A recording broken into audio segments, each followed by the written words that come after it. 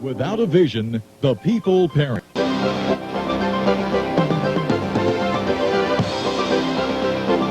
Welcome to Vision Plus, a program featuring a positive outlook, dealing with everyday situations of marriage, children, and business with challenges and opportunities. Believing Philippians 4:13. You and I can do all things through Christ who gives us strength. Teacher, author, speaker, delighting audiences from New York to Sacramento with a heart and message for the people today. Here's Bonnie Libhart.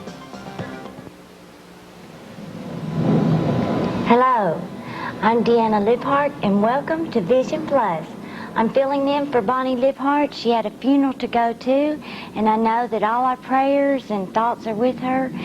And I've got such an exciting guest today. His name is David Gant, and y'all, I'd like to tell you that miracles still do happen and are happening in the 1990s. And here we go. How do you do? This is David Gant. Thank you, Deanna. I'd like to tell everybody that God has showed me that He is alive, and He's here with us right now every day. I'd like to tell you what happened to me in Nigajak Cave, August the 15th of 92. Me and two friends of mine, Scott Clark and Alex Miles, we had went back in Nigajak Cave spearing fish. It's something we'd done several times, and You're a regular scuba diver. Okay. And we're all certified, but we had got back in the cave spearing catfish. That's what we went back there for. And like I said, we'd done it a lot, and just we've got too comfortable with it. Is what happened. I see.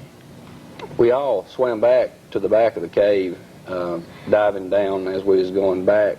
The cave, the entrance of it, comes to Nigajak Lake. It's about... Now this is...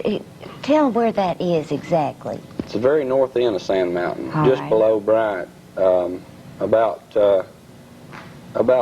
4 miles from Bryant, just right there across the Tennessee line. We had got out of the boat, got all our gear ready, intact, and went down in the water and started back in the cave. Just a normal routine. procedure. We'd done I it see. so many times before. Not a care in the world. Right. The entrance of the cave is about 150 foot across. I see. From the water to the roof is about 35 foot. The cave, you can go back in it about 150 yards before it, it's solid limestone rock all the way back, and it goes back deep in the mountain. It goes back to what they call the bat room. And isn't that where all those endangered species The of gray bats bats. are? There's an estimated 76,000 back in there in the bat room, and they're there, every one of them. So, at any rate, we went back to the back of the cave, and our friend Alex had stayed on top of the water, and me and Scott Clark had dove down for the last time. Like I said, going in, we would come up and go down in search of those catfish, which we'd been seeing and was going to get. Me and Scott got ourselves in an underwater cavern. Visibility with a good light is about 6 to 8 feet. In other words, it's pitch dark. Yeah. Down there. Now this was Saturday night, August the 15th, 10 o'clock at night. Okay. That's So it's Chattanooga pretty time. dark. Right. Like I said, we had got ourselves back in an underwater cavern, not knowing, still thinking we were still in the main part of the cave, which we could come up in the air at any time if we got in trouble. Right. So This was the thought going on through your mind. I see. Right. So we had been down about 7 minutes, I'd say, estimate, and we decided we was going to come up, to where our friend Alex was waiting. When we came up to solid rock. There wasn't any air. Oh. And the first thing we done was panicked, I guess. As any normal person would. I know I would if I was out there. We at that time tried to calm each other down. Okay. Right. Okay, we're in a situation, we're in an overhang is what we was, that was the thought. We went to the roof of the cavern, and started making big circles. And this is Not all knowing. underwater. Yeah. Okay. At night and dark, you're disoriented. Scott had a compass on his gauges on the back of it. At that time, we hadn't thought about that. So there we was, breathing hard, both of us, burning up oxygen, making circles, trying to find out. So we stopped. Okay, we go all the way to the bottom from the top of the cavern. Which is 30 feet. About 30 feet. At least. Right. Okay. And we get on bottom, and Scott gets on his knees, pulls his gauges out, and is trying to level the compass, trying to find north, which we knew that the entrance of the cave that led back to the lake was north. I motioned to him that I was going to go up and look for an air pocket. When I did, unknowingly, my fin stirred up mud and silt, and it just dusted him out. I went up to the top, which took about a minute and a half to ascend 30 feet, and started making some circles, looking for an air pocket or something. Scott had a smaller tank than I did. Right, you had about, didn't you say 2,000 hours, and he had, what, pounds. 1,200? Yeah. Which is, as y'all, I don't know if y'all know or not, but it's not very much time. That, under those conditions and the way I was breathing, the 2,000 pound will last about 30 minutes. Scott's was quite a bit less than that, I knew, probably 18 minutes or so. So I didn't find any air at that point, and I went back down to try to find Scott, to get Scott and, stick with him. And I got down there and it was all muddy water. And you didn't he have a light? He did, But yeah, you both of us did. You couldn't see the light. Not at all.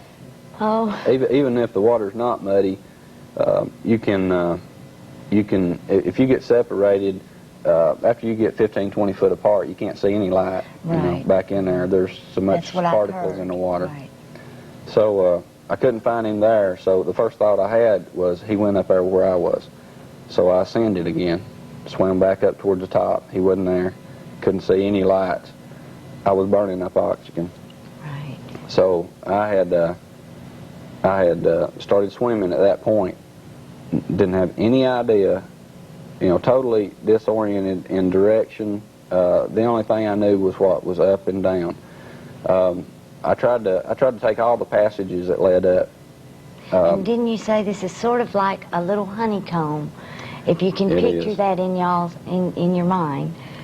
It is. The cave is full of passages and little tunnels that goes nowhere. It narrows down to nothing. Up and down in every direction. It's really a death trap in that cave. In the back of that cave it is. I can imagine. I swam for about 20 minutes, and I pulled my light looking up above, following the cave, the roof of the cave at that tunnel I was in at that point, and I could see air. First thing I thought was, I'm back out in the cave. I'm back out where there's air. To the entrance where y'all started from. Okay. So I popped up there in that little air pocket is all it was. It was at the tallest point, it was about 18 inches from the water to the ceiling. It's about 25 yards long. It was long, but it tapered down pretty quick to nothing. It was about 12 or 14 yards wide. Right in the middle of it, there was a stalactite about the size of a football, about that big around, and hung down about that far, nearly touching the water. And this is just something that is formed from the water and the rock and the... Right. Oh, I see. Just particles in the water. As it comes down and evaporates, it forms. It takes thousands or millions of years But like to a make petrified stalactite. forest tree or so. Right, I see. More or less. So I swam over to it, and in scuba equipment, you've got a BCD. It's a balance control device.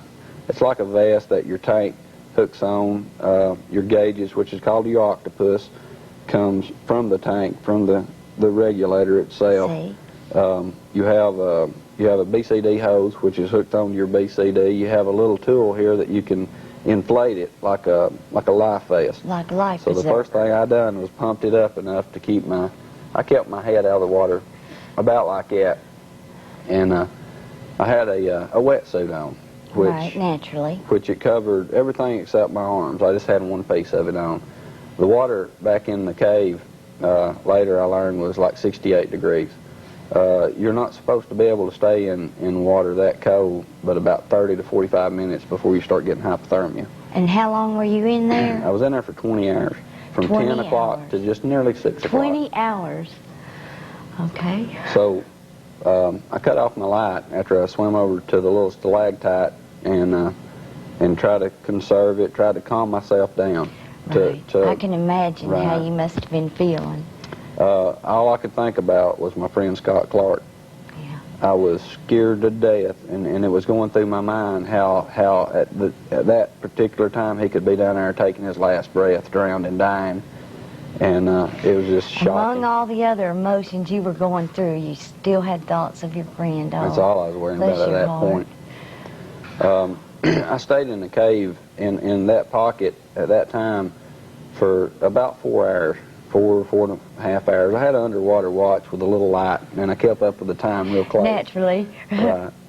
So I decided that I would, it kept on coming to me that I could be 10 yards away from the outside. All I had to do was go down, and this was just like a limestone dome coming down in the water, sealed all the way around, no air, or you couldn't hear anything, but it leveled out. It was like the roof of the cave had trapped that little air pocket, which was probably there for 50 years. They backed up the water, I think 40 or 50 years ago when they made the dam. Unbelievable. God saved that air pocket for me. He had his plan. Praise the Lord, y'all. So I pulled out my knife. I had a knife. It was just part of my equipment. Right. As every good scuba diver would have. So I pulled out my knife and put my mask on, regulator in my mouth, and deflated my BC. Okay, my idea was I was going to take a direction, any direction. I knew I had about 10 more minutes worth of air, which under those conditions, depending on how upset you are, you could make it 5 minutes, just like that if you breathe it too fast. Right. So I started going just across to my right where I was. I took my knife and tried to blaze a trail on the rocks, just try to scratch, because I knew there was air behind me, but I didn't know what I was going to find out there. So I looked at my watch and I decided I would go for 3.5 minutes in that direction, and if I didn't find anything, come back, conserve my air as much as I could. So I did, and every direction that I went in that just was a dead end. It either narrowed down, funneled down to something you couldn't squeeze through, or solid rock piles and stuff like that. So I came back trying trying to conserve my air. After about 7 hours, I done it again, the other direction. Done the same thing. Scratched the trail, followed it back, couldn't find anything. Like leaving breadcrumbs in the water. Right. Bless your heart. So I just came back, inflated my BC again, and held on. Just held on. Oh, Lord. And all I could think about, by then it was getting, I remember looking at my watch, and it was 5:30, 6 o'clock. I knew it was going to be getting daylight pretty soon. And I remember thinking that, thinking probably the rescuer or something was going to come, Right. Still worried to death about Scott. Didn't know. At one point, shortly after that, a scuba diver's bubbles actually was coming up in the cavern I was in. And if you've ever heard a scuba diver's bubble, I don't know if it's because it comes out of their lungs, the sound it makes coming up, and whenever it comes up and pops, you'll know it. I put on my mask regulator, deflated real quick, and from the cavern I was to the bottom, it was about 30, 35 feet. Right. And I went straight down to the bottom as quick as I could, trying to intercept the diver. When I got to the bottom, it was big boulders from the size of a table to the room, just boulders all over. The bubbles was actually coming through the boulders down there. So in other words, they must have been on even a level below you. At least one level. Oh gosh. And at that point, I started losing hope, because I thought the only thing I could think, I could have come up just a tiny hole that they may never see to get to that part of the cave. Right. And I'll surely run out of air. And at this time, how many hours had you been stuck there? At this time, that was about, I'd been there about 12 hours. And when was it when you thought, you know how when people are rescuing people, I just wondered, you know, did you think they were going to try to rescue you, or? Well, I'll have to admit that I was thinking that they probably had given up on finding me alive. That's what. I felt like, you know, of course this is not the way it was, but I felt like they may have lost hope and slowed down. Right, you know. right. After so many hours. Right. Oh, God. So I had went back to that stalactite and hung on, and I was losing hope, and it didn't seem like it mattered anymore. So I'd finally, the next time I could hear bubbles, it's like in that dome everything echoed. Sounds, bubbles mainly is all you could hear. Fish splashing beside you. You know, there's a lot of fish back in there, and I just kindly psyched myself up. I got out there away from the stalactite and psyched myself up that I was gonna go down to the floor. I had about probably 3 or 4 minutes left in my tank, I knew, of air. I was going to go down to the floor of the cave and just pick a direction and go as long as my air lasted, try to make it last, just to try to save myself, because I didn't feel like there'd be any help. Well, just to stop you just one moment, at what point did you begin to feel hope, or did you feel like you were becoming a different person? Well, it was shortly after that. Okay, Yeah. I'm probably butting in, but I was No, wanting to not at get all. to that part. I went out in the middle and put on my mast regulator, and like I said, it took me about 5 minutes to get myself. I mean, this is it. I mean, I knew I was either going to die or make it. I deflated my BC and started lowering in the water. As the air left it, turned my shoulder up to get all the air out of it so I could sink quick and go fast, make my time last. And as I did, by all means, I should have just went feet first, just started sinking in the water. But I turned head first and started swimming straight down. And I still had a little bit of light left in. My light hadn't went clean out. I'd conserved it a lot, but it was getting real dim. I swam straight down, kicking feet first, swimming straight down. I knew I was going down because the bubbles was following my back. I swam and swam and swam and never did get to the bottom. And that scared me to death. I thought I was going, the first thing that occurred to me, I was going in another underwater cavern, going deeper. Even deeper? Right. Oh, bless your heart. So I wheeled around, going to swim back up, hoping I was still under the cavern. And when I wheeled around, my head was out of the water. I hadn't went anywhere, and that shouldn't have happened. I had my weight belt on.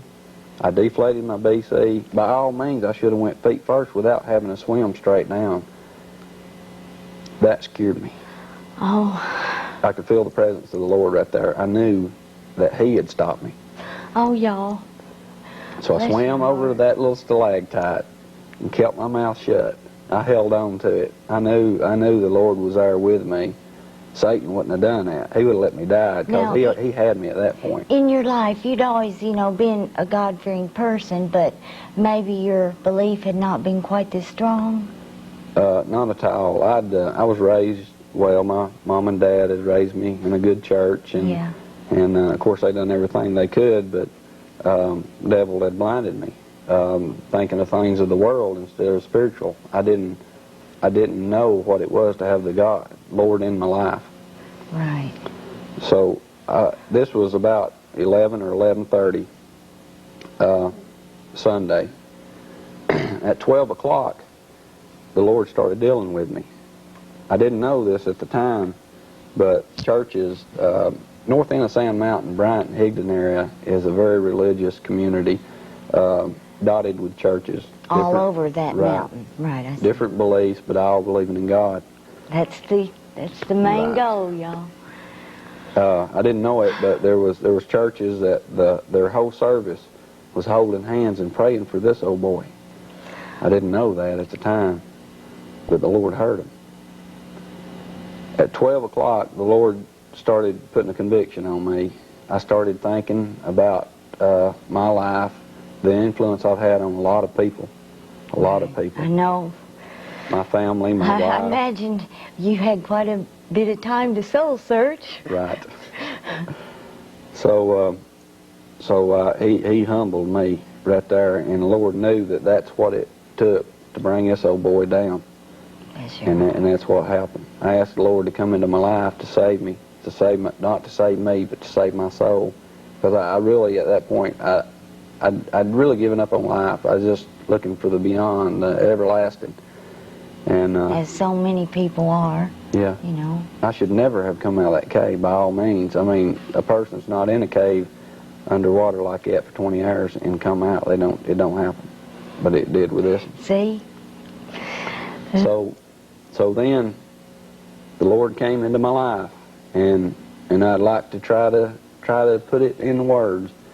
The only way I can say it is, it felt like a big invisible hand reaching in my body 3 different times, and just pulling just pure evil, pure Satan out of me. And every time he would do it, just one right after another, I'd just praise the Lord. Never have I ever felt anything like that. The Lord knew that's what it would take to turn me around. And after he done that, I was still hanging on that little stalactite, and it was absolutely nothing that I done. The Lord laid me back in the water with his own hands, completely underwater. He baptized me with his own hands. I didn't have to go through a preacher. Lord God done it. When I came out of that water, I was filled with the Holy Ghost, the Holy Spirit, the Father and the Son. And I have never, ever felt so clean or so alive in my life. I was totally changed. I started begging the Lord right then to take me. I was ready to go. I was happy. Never could you ever be that pure ever again. I knew that. I knew that. And as I was still praising the Lord, he started talking to me. Just not a voice like me or you would be talking to each other. But maybe like from your heart or your conscience. Your mind to your heart. Yeah. That's the best way it can be described. I started listening to the Lord, and at that point he gave me a vision. It's like an awake dream is the only way I can describe it.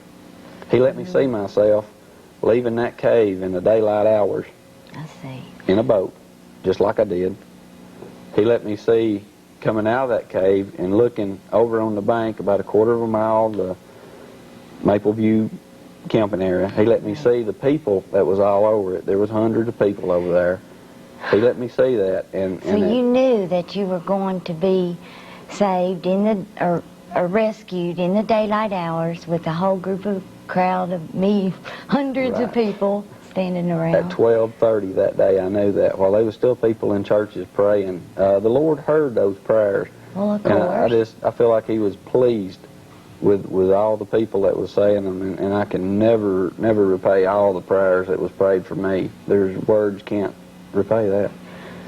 Well, naturally, of course they can't, but from that time till when you did get out of your little cavern, what was the Lord saying to you? What was the message that the Lord was giving to you?